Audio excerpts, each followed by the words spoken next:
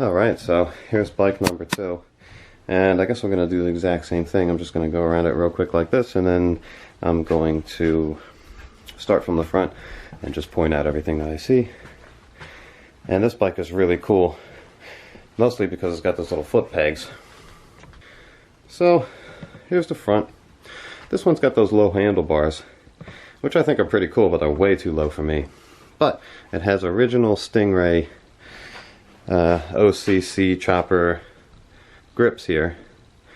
Although they're toasted, I mean, there's nothing I can do with that. I think that if they would have been in really good shape, I might have kept them just for the sake of keeping something else that's stock on the bike.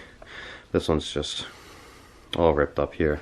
This handlebar it's rusted worse than the other handlebar, but I think that this one's going to come out perfectly without it ripping into any of the chrome. So even though it looks more rusted here, it's actually not as bad of rust. Now this bike, same thing with all the hardware. All the hardware just looks crazy with the rust. This brake actually works. I think that's cool. When I pull this, I feel like different resistance at different times. There's a little spot here that makes it harder. And as a Ford mechanic, we used to do a lot of recalls where we would take things like this, these cables that run inside of little sleeves, and you're supposed to take it out, and you're just supposed to hold it up like this, like straight up, and then you pour some lubricant in there, or you'll spray some lubricant inside of there, and then you kind of actuate it to get all the lubricant in there, and that makes these things run so smoothly. So I'm definitely going to do that to this bike, and that's a pretty cool tip for anybody that's got like an old bike. You know that there's rust in here, not necessarily rust, but something, you know, is holding it back, old and dry.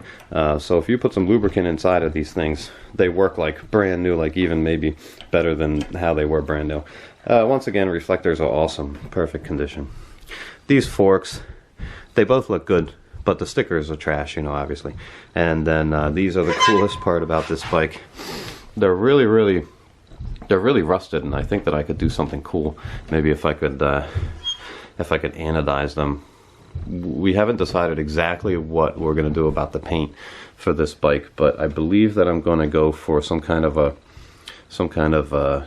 4-layer paint job with some effects. I think that it's going to look really nice. Wheels good, really nice and smooth motion on both of these bikes, the front wheels. But the nicest part about this bike, I think, condition wise, is these tires. They're just in fantastic condition. Look at the tread. If I can get this camera to focus on stuff, there you go. The tread is just really nice and deep and even. It still has a couple of these little nubbies, and the Stingray symbol is just clean. It's just so clean and nice. So I like this bike. I don't think it was ridden a lot.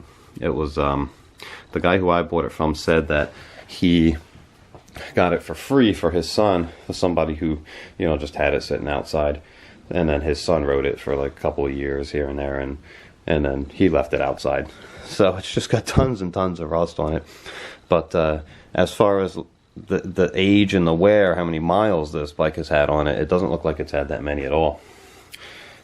Once again, stickers bad, all the way bad. Same thing with the seat here, really rusted, really rusted. See, let me get my light. There we go. Really rusted, but I believe that all that's on the surface. I think that this will come up perfect again. It'll be all nice and chromy again. So that'll be nice. And this seat, this seat, you can see, it's really bad. Really bad. So I think that I'm going to take the opportunity to reupholster one of these seats, and I'm going to put the reupholstered seat on this bike number 2, because number 1, I believe, is getting a whole new seat with the new seat post. And here we go. Here's the date. Here's the model. what's it say, 82914WM GP0915JD. Oh, S29 it says here in the model number, and then the date GP0915JD. So we're going to find out what dates these two bikes are. I think that they should be from like 2004 or somewhere around there. So same thing over here with the hardware, but the brake looks really good, and the brake pads on this one look okay. They don't look really good, I wouldn't say, but I would say they look really good. Yeah, they look fine. I don't think I'm going to change anything there. This one has the same kind of a feel, except for this wheel is hanging up in places. It's really free. It's really free, but then it hangs up. See, it's really free, but then it hangs up. So we'll have to see. I mean, I guess that the wheel's out around, and that's what's happening here, or maybe the brakes aren't adjusted properly. Maybe they're too tight on that one side, because they're touching on the one side and not touching on this side. So actually, when I did that, yeah, it made it a lot more free. Same thing here with the rust inside and the chain guard, of course. But this chain guard has a couple of problems. It's not just the rust. It's got a low spot here. This is a high spot here, and this is a low spot here. We'll try to see if we can get an angle where you can see that it's dented. It's got a big dent. If I run my finger along, you can see that this is a high spot and this is a low spot, and it's low over here too. And then as you go back, this is all low. It's all pushed in and needs to come out a lot more. I don't feel it touching the chain, but it's really close to touching the chain. So we're gonna have to de-rust this thing, and we're gonna have to reshape it, because it's not all shaped up. But it doesn't have like dents and dings in it, because that's a different story. This is just bent, and I believe that I could get it back perfect without too many problems. Here's this kickstand, nice and rusted, and both of them, they're missing the little boots that go on the end here. So so I'm just going to go to Home Depot or somewhere and see. I know that they have little rubber end caps for stuff, so I'm going to try to find some of those. This is the original one here. It feels like really hard and dry rotted. Now we'll look up here. This crank is in a lot better shape. It's not eaten through, but it's just got a lot of surface rust. But that's not really a problem. The other one is the problem. This looks really cool, and I think I'm going to kind of keep this scheme here. It depends on when I take this rust off what happens here and what this looks like, whether or not I'm going to have to paint this or do some kind of cool anodized look to it or something. Like I said, we haven't really figured it out yet. I'm still mulling it over.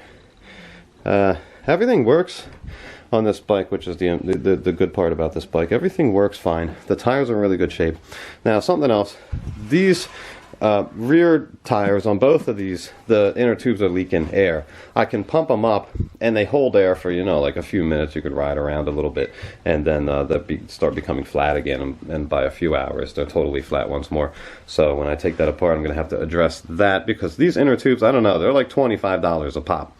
And we're going to see if it's in good shape, and I can just patch it or fix it or something, and leave it at that. The other bike is getting brand new tires and brand new inner tubes. I bought brand new inner tubes for both of the front tires for both of these bikes, but they don't need them. They're holding air perfect. So I'll just have some extras, I suppose, or maybe I'll put them on just for good measure.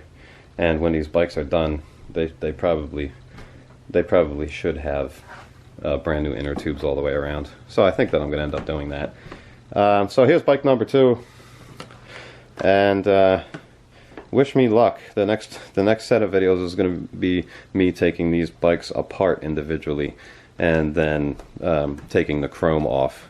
And at that point, we'll see where we are, and we'll have a better idea of what kind of customizations we're going to do to these bikes. Thanks a lot for watching. For now, I'll see you later.